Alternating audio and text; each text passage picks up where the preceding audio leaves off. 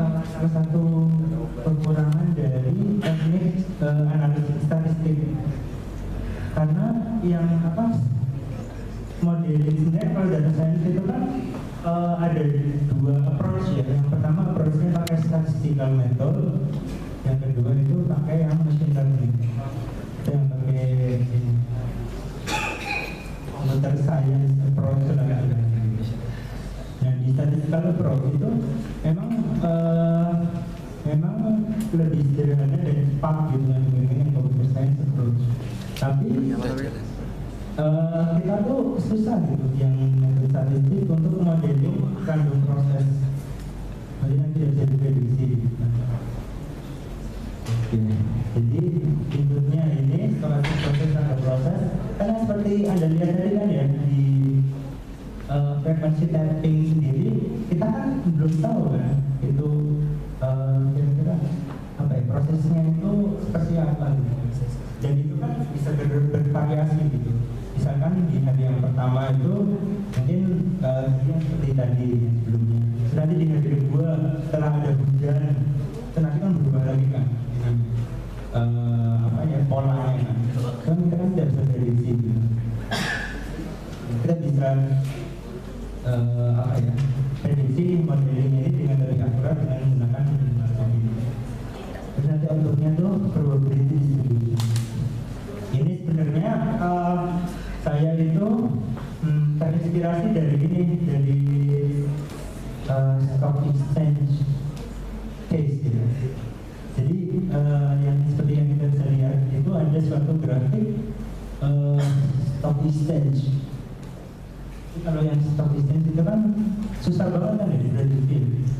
Yang apa sih di saham itu, main saham, bursa efek itu kan tidak bisa diprediksi, dan kalau tidak bisa diprediksi, susah diprediksi itu kan berarti kan random kan, pasti. Nah, biasanya para data scientist yang bergerak di bidang ini itu pakai modeling HMM untuk kira-kira mengetahui nih mana nih tren yang naik, mana nih tren yang turun gitu, yang bertren sama double trend. Setelah yang dikira itu inputannya, kemudian kita proses pakai Hidden Markov model, nanti outputnya itu yang bisa kita lihat di sebelah kanan itu hasil modeling dari Markov modelnya. Itu kan setidaknya kan di sini Markov proses sudah ini kan udah belum ya, jadi probabilistik lah istilahnya. Jadi misalkan ya dari yang tren yang ada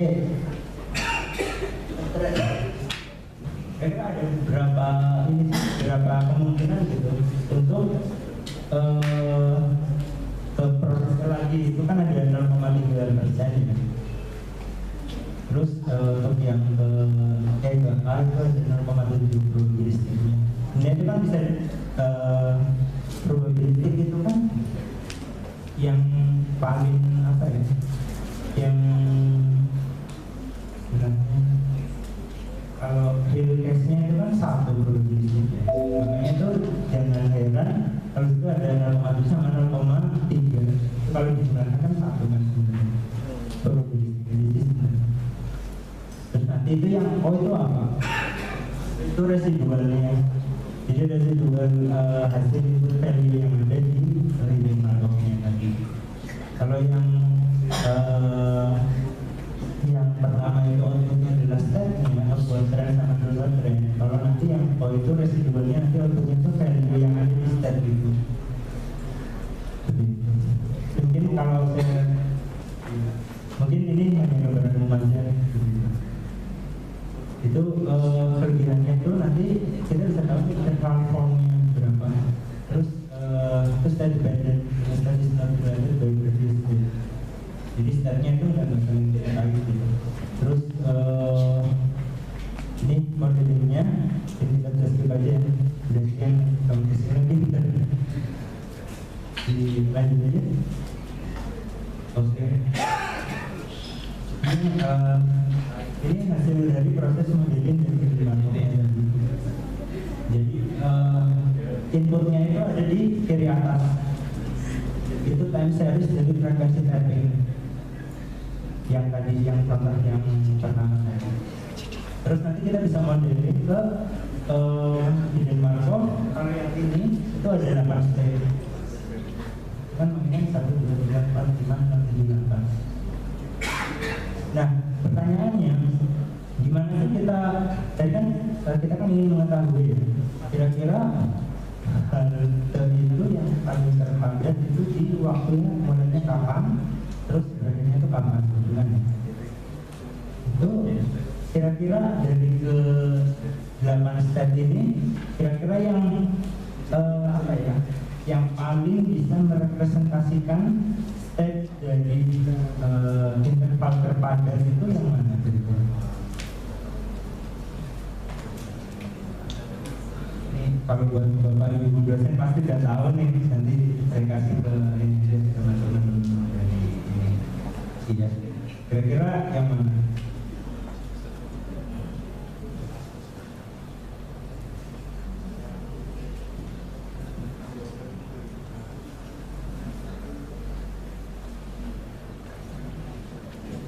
Yang punya pendapat?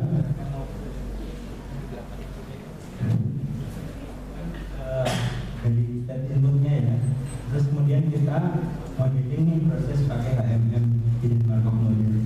Nanti outputnya itu ada 8 state, aktivasi state.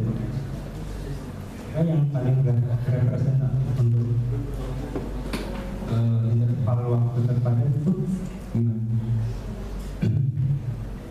Ada yang ini yang berapa?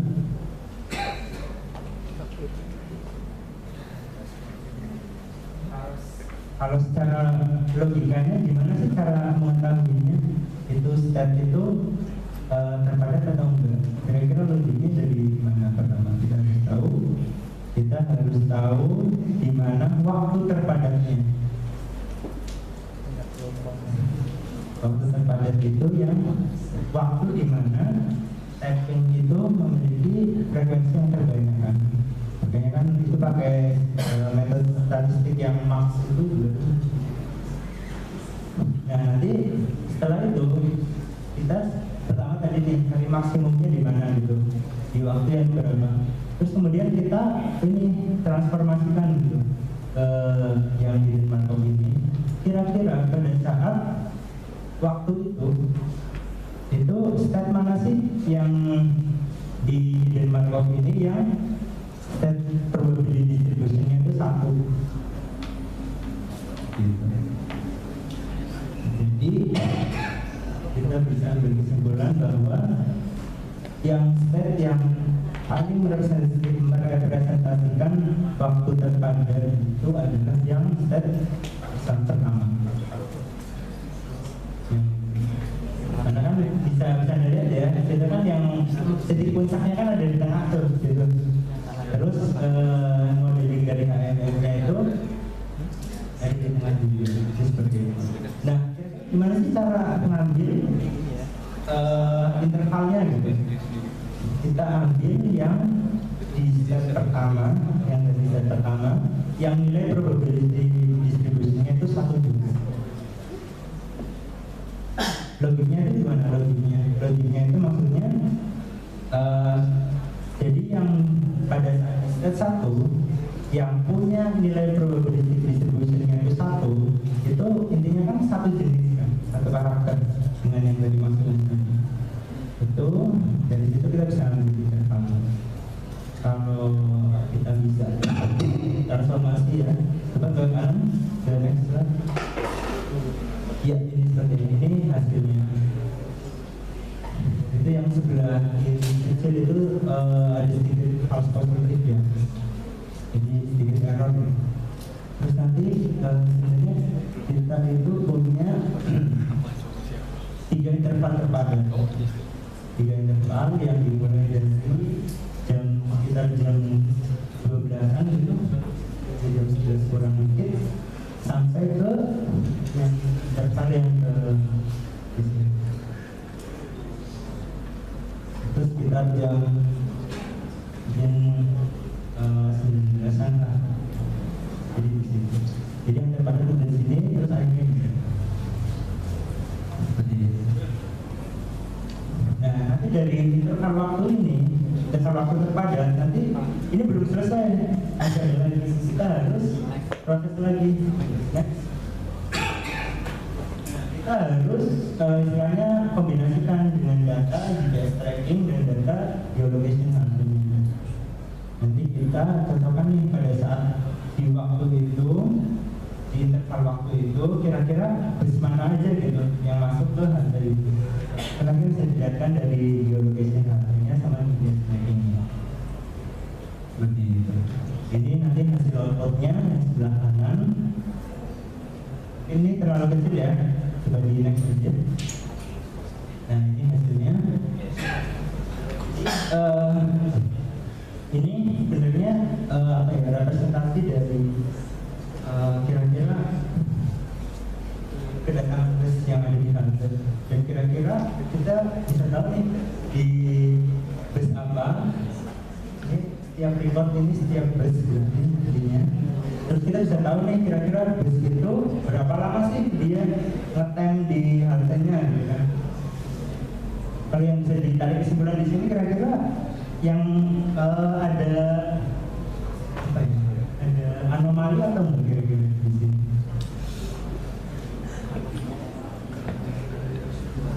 Ada anomali enggak kira-kira? Ini ada satu anomali, dari itu kita bisa tahu di sini. Jadi kan bus mana sih? Jadi kira-kira apa sih? Bisa kita ngetem itu kelihatan banget loh. Di sekarang misalnya yang lain dikit-dikit gitu. Dua. Oh enggak ada suaranya sih. Udah siang ya belum makan. Bis kedua mas. Yang kedua itu kan, Ya. itu kan sebenarnya ada apa sih gitu? Saya kita lihat kan dari visualisasinya. Ini busnya masuk jam sekian, terus baru keluar bus itu kira-kira berapa lama gitu? Lama.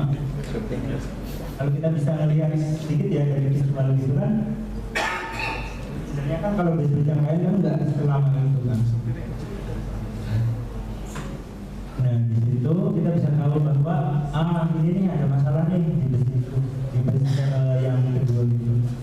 Itu apa sih masalahnya? Nanti kita kembalikan ke ini lagi ke apa ya, stakeholder-nya istilahnya gitu, penyedia layanannya. Ini ada masalah nih di sini, bus ini ada apa gitu sebagai salah satu asesmen gitu kan. Terus kira-kira dari hasil analisis ini, kira-kira kita bisa menemukan insight atau knowledge apa yang lain?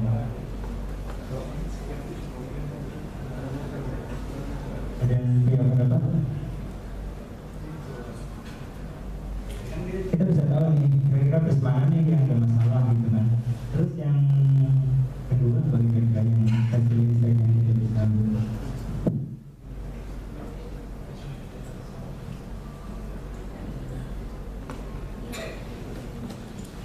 Kita bisa ambil sebenarnya ini kan. Ini sebenarnya kita bisa tahu lama bus itu yang dari halte. Terus nanti kita tuh bisa tahu juga kira-kira kita kan udah tahu nih informasi mengenai jumlah tracking pada interval waktu itu. Terus nanti kita bisa masukkan juga nih ke jumlah bus yang datang. Kalau frekuensi tracking dibagi jumlah bus yang datang kira-kira apa? Gitu.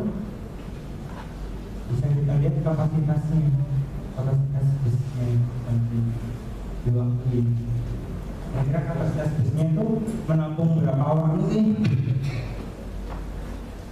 Misalkan kalau di sini kemarin hasil analisisnya sekitar satu bus itu bisa 70 orang.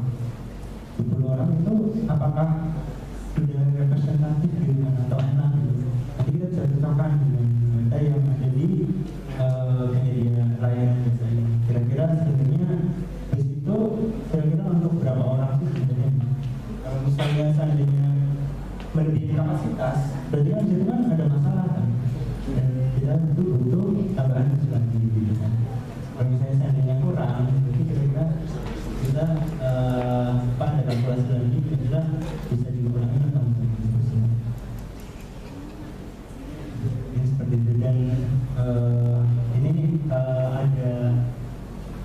lagi yang sebenarnya kita bisa tarik insight di sini.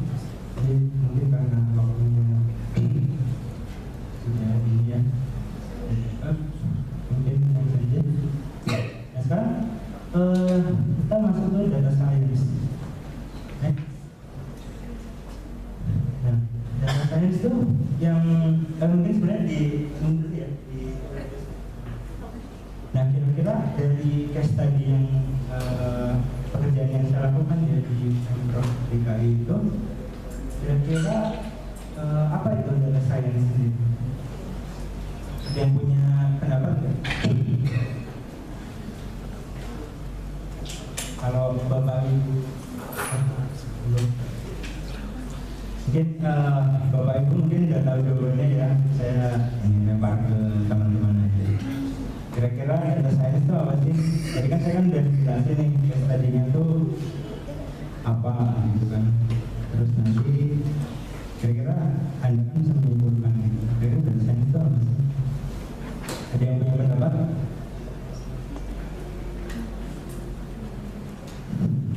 Oh siap, silakan. Ya, nama saya Mitra Wiratama. Menurut saya data science itu jadi proses mengolah data di mana akan dianalisis untuk dijadikan pemecahan masalahnya dengan cara metode-metode tertentu. Ternyata bagus nih ini pendapatnya. Kira-kira ada pendapat yang lain ya?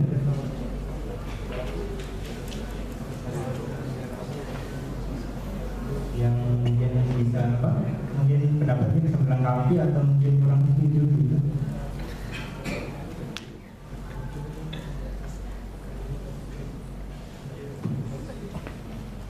Gak apa-apa, tunjuk tangan aja. Nggak ada ini kok, hukumannya paling diketawain aja.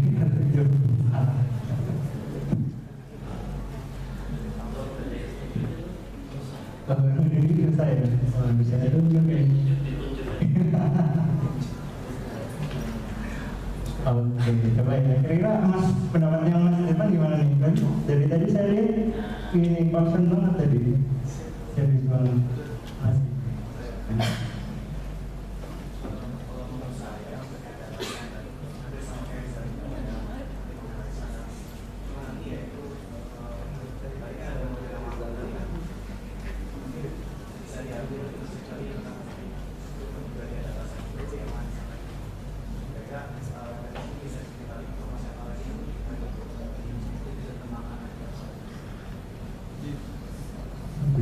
Pendapat yang bagus juga. Tadi kan udah ada dua pendapat nih dari cowok ke pengincar nih, yang pendapat yang cewek. Cewek mana nih suaranya nih? Oh enggak ada.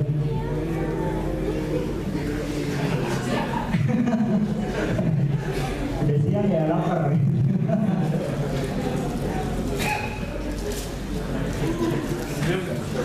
Oke, ini deh yang coba yang coba yang baru hijau. Dan tadi ketawa-tawa nih, berarti udah tahu dong jawabannya gitu.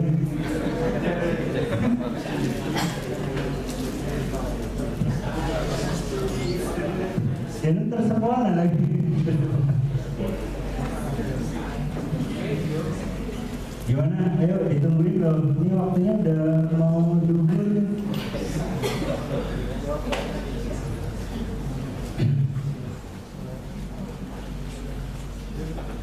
Satu, dua, tiga. Saya tahu nilainya. Mungkin ya benar sih. Jadi pendapat kedua tadi, pendapat Anda itu benar sih. Intinya sebenarnya data science itu kan sebenarnya kita punya data nih.